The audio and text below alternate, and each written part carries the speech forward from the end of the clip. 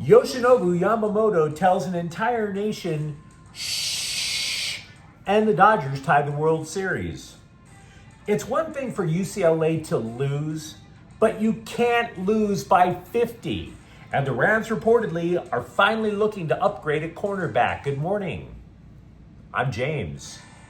And this is your daily dose of sports and snark for the greatest sports city in the world, Los Angeles. This is the faithful Angelenos morning report.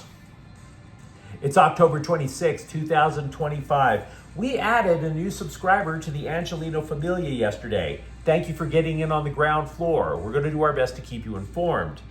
It's also Sunday, the Lord's Day. So if you believe, as I do, take a moment. Thank Him for the blessings that you have in your life. Like Yamamoto and like LA sports. If you like being in the know about LA, click the like button. Click the subscribe button. There's a notification bell. Hit that. It'll let you know when we drop an update. Sharing is caring. Let people know we exist. And by all means, comment. We have an expanded look at the scoreboard throughout football season, throughout the Dodger playoff run, and that's where we're going to start. Dodgers 5, Toronto 1. Game 2 of the World Series goes to the Dodgers. The series is tied 1-1, and the Dodgers took home field advantage with the next 3 games at Chavez Ravine starting Monday. Not everything I say on this channel is right, but everything I told you about this series on this channel yesterday was right. Especially when I started telling you guys about all the scribes from sea to shining sea, just dealing in panic porn, doing everything they could to get you to panic, to get you to lose your composure and drive up their algorithm at your emotionally blackmailing you, basically. I counted the number of national articles that claimed the Dodgers were absolutely screwed after one bad inning in Game 1. And I stopped counting at 12. I got bored beyond belief when I saw The Athletic publish 5 articles claiming how much trouble the Dodgers were in. All the wailing, all the tears, all the gnashing of the teethus. Oh, the Dodgers have met their match. The repeat is doomed. Captain Emo of the LA Times, Bill Plaschke, who can't stop trying to emote. Doubt has crept in. There suddenly looms disaster. I guess not.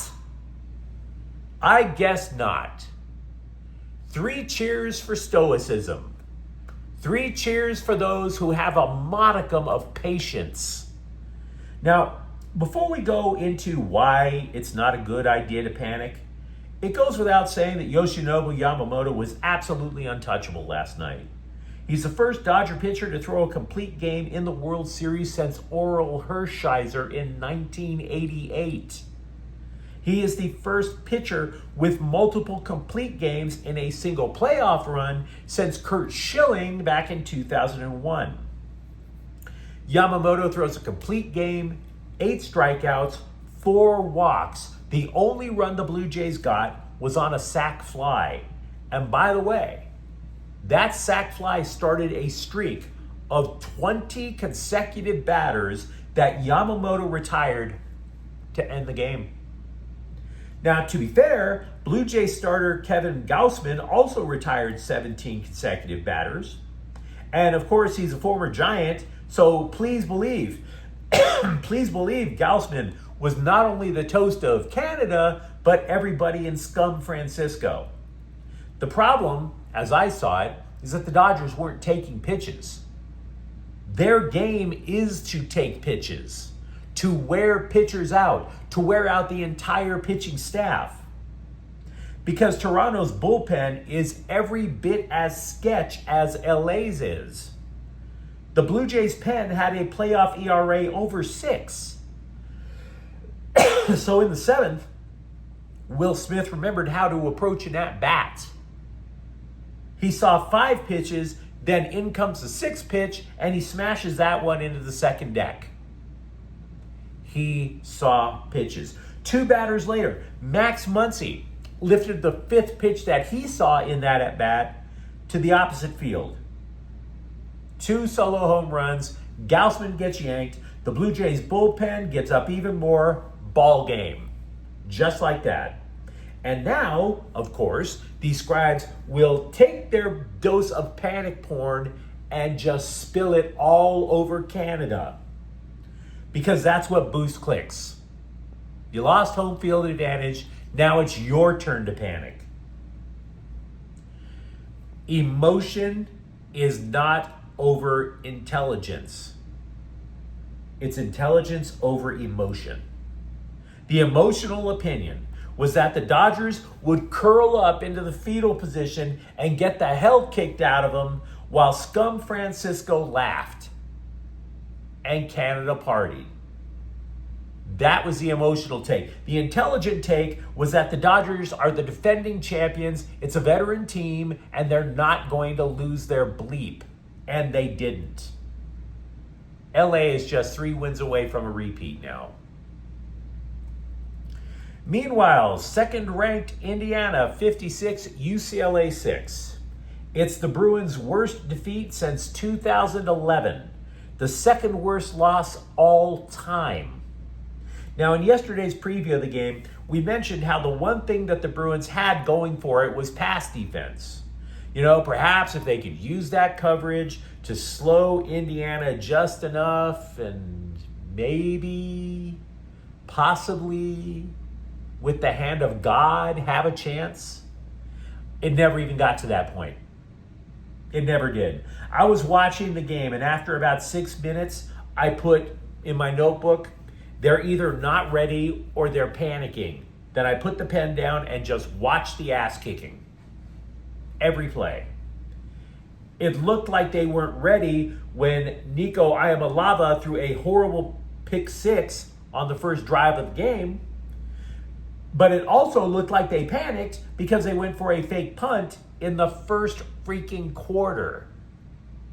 Who fake punts in the first quarter? You make decisions like that against a team that has legitimate college football championship aspirations, you're going to get destroyed. And that's exactly what happened. The Hoosiers scored 21 points before UCLA even managed 10 yards of total offense.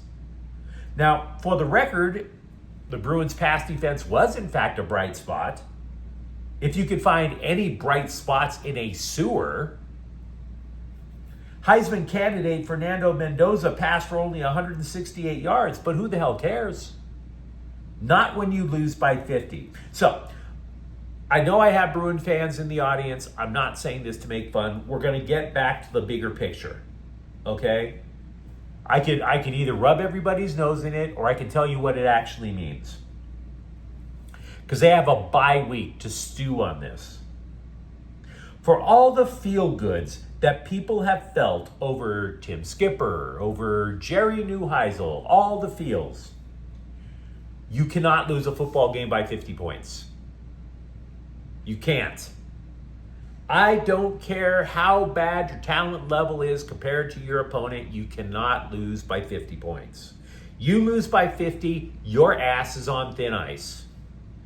So, for Skipper to have any shot at the full-time gig, he needs to get UCLA to a bowl game. So can he?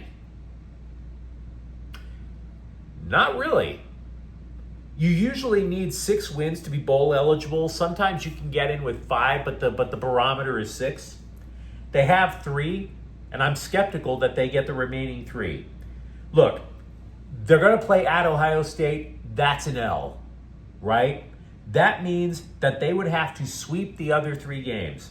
Nebraska, which is already bowl eligible, Washington, and at USC. So, I don't see it. I could be wrong, but I don't see it. Also, Nashville edged the Kings 5-4. That game went to a shootout. Now, as for today, the Lakers are at Sacramento at 6. Luka Doncic has scored 92 points in the first 2 games of the season. Portland is at the Clippers at 6 o'clock.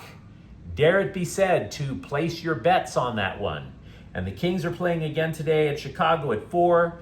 By the way, I know it's NFL Sunday. The Rams and Chargers are not playing. So, what do you say we get to the news?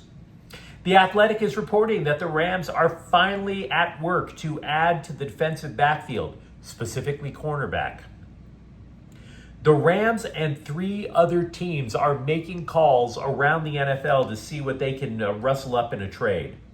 Now, cornerback has been a thing for the Rams since before the season started. We have been discussing this at length, way before the season started. The Rams put as many of their resources as they could spare into building an elite defensive line. The idea being, get to the quarterback before he gets rid of the ball. Okay? Now, the results from that philosophy are mostly positive. They're second in the NFL in sacks, but they are mid in terms of passing yards allowed, 208 per game. Mid, not elite. So now the idea is, if you have any resources left, could you then boost that unit to where they're no longer mid but just somewhat above average? That alone could boost the entire team. Now, nothing is imminent, nor have any of the scribes done anything more than to guess as to which cornerbacks would be available in the trade market. And by the way, your guess is as good as mine as to how many resources the Rams are willing to give up. You definitely remember, if you've been around for, say, more than 5 minutes, you remember when the Rams were the team that famously went F the picks, right? Well, they only did F their picks when they thought they were on the verge of winning a Super Bowl. If they think they're on the verge of winning a Super Bowl now, do they F their picks? They are 5-2. Power rankings for most national media outlets have them as a top 5 NFL team.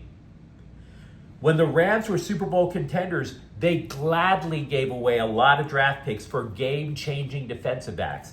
For example, Marcus Peters back in 2018, Jalen Ramsey in 2019. But again, nothing is imminent. And the trade deadline is November 4th. But you let me know what you think in the comments thread. Talk to me about the brilliance, the mastery of Yoshinobu Yamamoto, and how relieved you are if you're a Dodger fan. For that matter, am I wrong about UCLA? If you're a Bruins fan, by all means, let me know. And if you enjoyed the update, don't forget to subscribe to Faithful Angelenos. We're talking LA sports every single day. Thank you for watching. I'm James, and we'll be back tomorrow. Faithful Angelenos is a Quien Corte El Queso production. Take care.